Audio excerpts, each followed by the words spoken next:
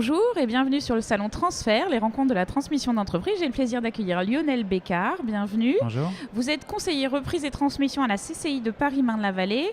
Alors on va parler reprise, transmission et notamment comment savoir si on est prêt. Mais d'abord avec vous, j'aimerais qu'on fasse un petit panorama. Qu'est-ce que ça représente aujourd'hui les reprises-transmissions? C'est quoi le modèle type?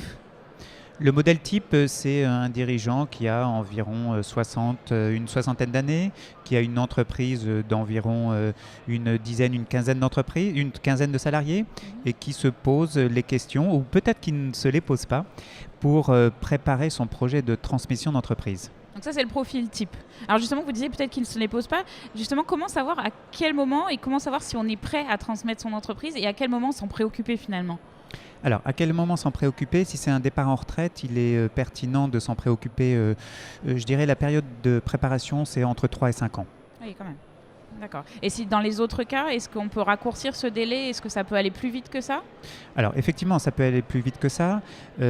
Au préalable, il faut que la préparation soit faite. Il faut que le point majeur de la réussite du projet de transmission dépend essentiellement de la préparation psychologique du dirigeant. Est-il prêt? Est-il prêt à céder? Est-il prêt à céder le manche et se voir relégué au second plan par rapport à son repreneur? D'accord. Alors concrètement, comment la CCI accompagne ces chefs d'entreprise et comment est-ce que vous les aidez justement dans ces démarches psychologiques? Quelles sont les clés? Qu'est-ce que vous leur donnez comme outil? Alors vous avez raison d'évoquer l'aspect psychologique, pas que. Les chambres de commerce en général accompagnent les dirigeants d'entreprise dans leur préparation en amont. C'est-à-dire, on va faire un diagnostic de l'entreprise.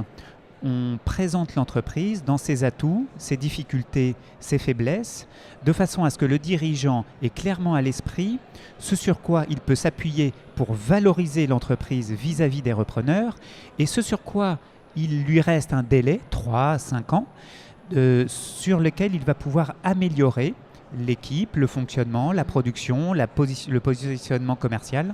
Est-ce que du coup, comme vous êtes au contact des entreprises au quotidien, vous faites aussi la liaison entre cédants et repreneurs? Absolument. Alors, notre travail intervient en amont, c'est ce que je vous évoquais, c'est-à-dire la préparation psychologique, certes, mais aussi de l'entreprise. Et on intervient, puisque nous connaissons très étroitement le tissu des entreprises, on intervient dans le rapprochement, dans la présentation d'une société à un acquéreur, alors qu'il soit personne physique, aujourd'hui nous en avons de nombreux, mais également sociétés qui sont en croissance externe. Dans le contexte actuel, l'accroissement de la part de marché est difficile à obtenir et c'est pour ça que bien souvent des entreprises viennent nous solliciter et nous demandent un coup de main pour trouver une opportunité d'affaires qui leur permettra d'accroître le portefeuille client, la gamme de produits, un certain nombre de points qu'il serait bien difficile de développer dans le contexte actuel. Alors juste pour terminer, quels conseils justement vous donneriez aux chefs d'entreprise pour bien préparer leur transmission? C'est quoi la clé si on ne doit en retenir qu'une? La clé, alors je l'évoquais tout à l'heure, est-ce que vous êtes prêt à lâcher le manche? Première chose. Deuxième chose, si vous êtes prêt, à quelle valeur souhaitez-vous céder l'entreprise?